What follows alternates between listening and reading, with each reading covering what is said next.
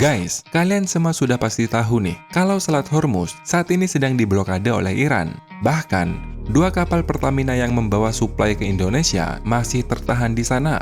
Dunia pun dibuat resah, banyak negara khawatir kalau blokade ini berlangsung lama, karena dampaknya bisa menimbulkan efek domino yang bisa mengguncang ekonomi negara-negara masing-masing. Dan di sini, Indonesia tentu tak luput dari dampaknya. Nah, kalau saya tanya nih, apakah kalian berharap blokade Selat Hormuz ini cepat berakhir? Atau justru sebaliknya, blokade ini berlangsung lama? Tapi jangan buru-buru jawab dulu nih. Sabar, karena bisa jadi nih, kalau blokade ini bertahan lama atau dalam jangka panjang, justru Indonesia yang akan panen cuan besar, bukan sekedar miliaran, tapi bisa mencapai ribuan triliun rupiah. The whole plan is semua motor kita akan kita konversi menjadi motor listrik. Semua mobil, semua truk, semua traktor harus tenaga listrik. Jadi this is our game changer. Ini game changer. Nah, bagaimana bisa nih? Selat kritis ini, jika diblokade dalam jangka panjang, justru Indonesia yang cuan besar, tanpa banyak basa-basi, kita bahas lebih detail lagi.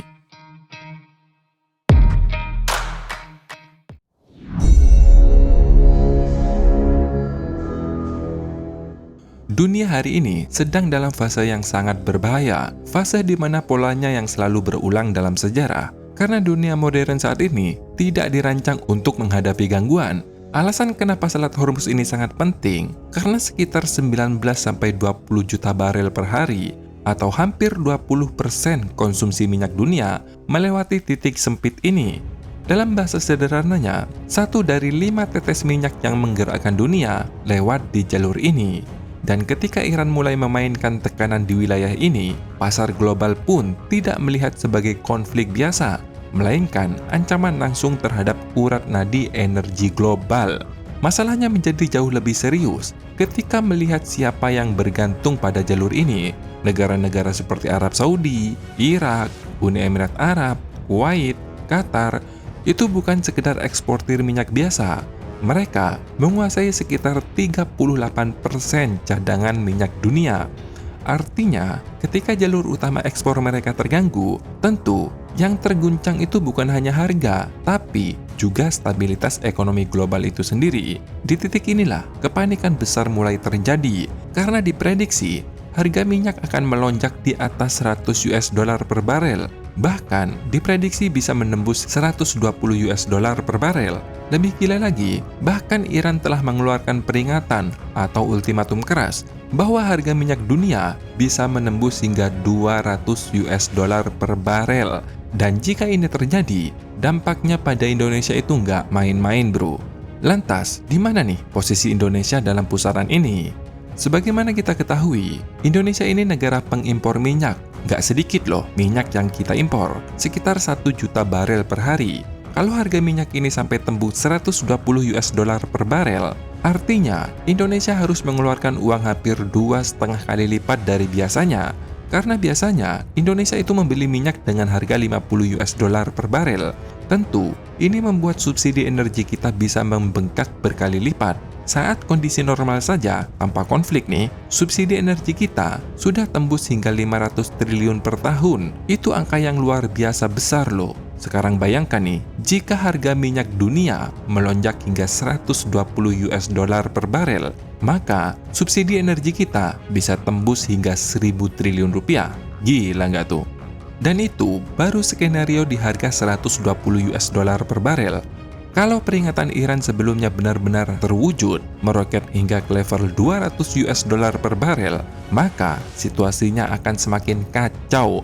Beban fiskal kita bisa jebol tuh, APBN kita terguncang, dan nampaknya akan menjalar ke seluruh sektor ekonomi. Karena jika harga minyak naik segitu tinggi, bisa membuat defisit anggaran, rupiah makin melemah, harga BBM pasti naik. Biaya transportasi, jangan tanya lagi deh. Dan yang paling penting nih, bahan pangan di dapur kalian juga semakin mahal.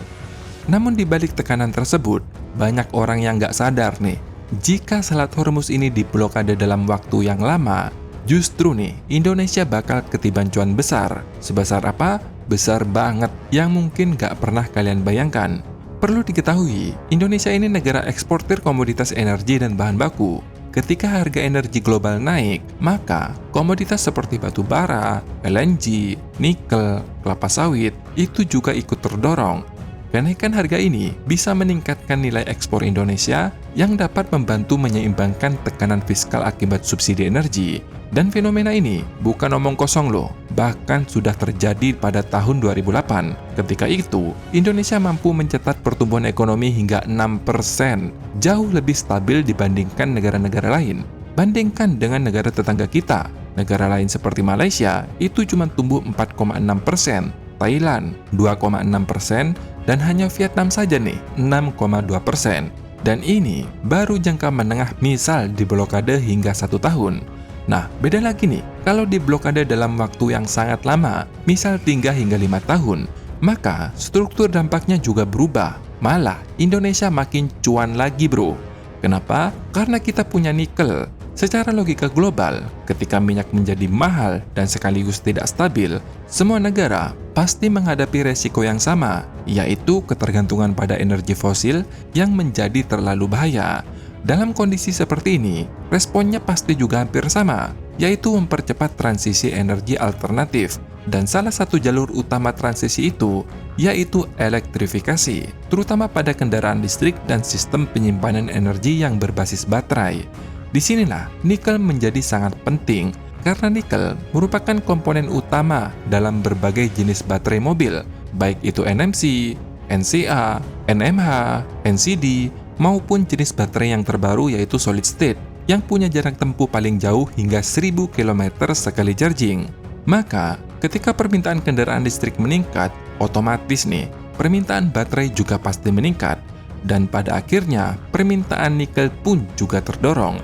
Artinya, dalam skenario krisis energi yang berkepanjangan nih, tren seperti ini pasti dipercepat secara agresif karena negara-negara seperti China, Amerika, dan kawasan Eropa berlomba-lomba mengamankan pasokan nikel untuk memastikan transisi energi mereka tidak terhambat. Di sini, Indonesia merupakan pemilik cadangan nikel terbesar di dunia, dan 40% itu bukan angka yang kecil bro, ini dominasi loh. Artinya, ketika dunia membutuhkan nikel dalam jumlah besar, Indonesia secara otomatis menjadi pusat perhatian global. Kenapa? Karena dalam kondisi normal saja, Indonesia sudah menjadi produsen nikel terbesar di dunia loh. Apalagi, Indonesia sudah tidak berada di titik awal lagi. Kita sudah tidak mengekspor biji nikel lagi, tapi sudah membangun ekosistem dari hulu hingga hilir, mulai dari tambang, smelter, hingga bahan baku baterai. Bahkan nih, sudah kerjasama dengan pemain global seperti CATL untuk membangun industri baterai di dalam negeri. Dalam kondisi krisis energi global, posisi Indonesia berubah dari sekedar produsen besar menjadi penentu rantai pasok global. Dan di saat itu pula, negara-negara yang punya bahan baku sekaligus industri pengolahan tertentu menjadi pusat tujuan investasi, dan Indonesia masuk ke kategori itu. Artinya, FDI ke Indonesia bakalan masuk besar-besaran. Lapangan kerja terbuka lebar utamanya di sektor tambang, smelter, prekursor, katoda, baterai, bahkan kendaraan listrik. Selain itu, ekspornya juga bernilai tinggi. Bayangkan ya, saat ini penjualan mobil global tercatat menembus sekitar 95 juta unit per tahun. Nah, kalau semua ini beralih ke mobil listrik karena minyak langka dan sekaligus mahal ya, katakanlah 10% saja nih baterainya yang berasal dari Indonesia, itu berarti sekitar 9,5 juta unit kendaraan listrik, alias kita bisa cuan hingga 762 triliun rupiah per tahun. Belum lagi kalau kita berhasil ekspor sekaligus dengan mobilnya, apalagi dihitung dengan duit yang diterima oleh para pekerja di industri hulu, UMKM, hingga hilir, tentu perputaran uang ini bisa menciptakan efek berantai ke ekonomi nasional. Dimulai dari kawasan industri kota, lalu ke konsumsi masyarakat, hingga ke pertumbuhan ekonomi secara keseluruhan. Jadi nih ya, mulai sekarang, kalian sudah pasti sadar nih, kalau ditanya Selat Hormuz, baiknya diblokade dalam waktu lama atau dalam waktu dekat, kalian sudah pasti tahu nih, jawabannya yang lebih menguntungkan yang mana bagi negara kita. Silahkan tulis di kolom komentar. Terima kasih sudah menonton, sampai jumpa di next video. Dadah!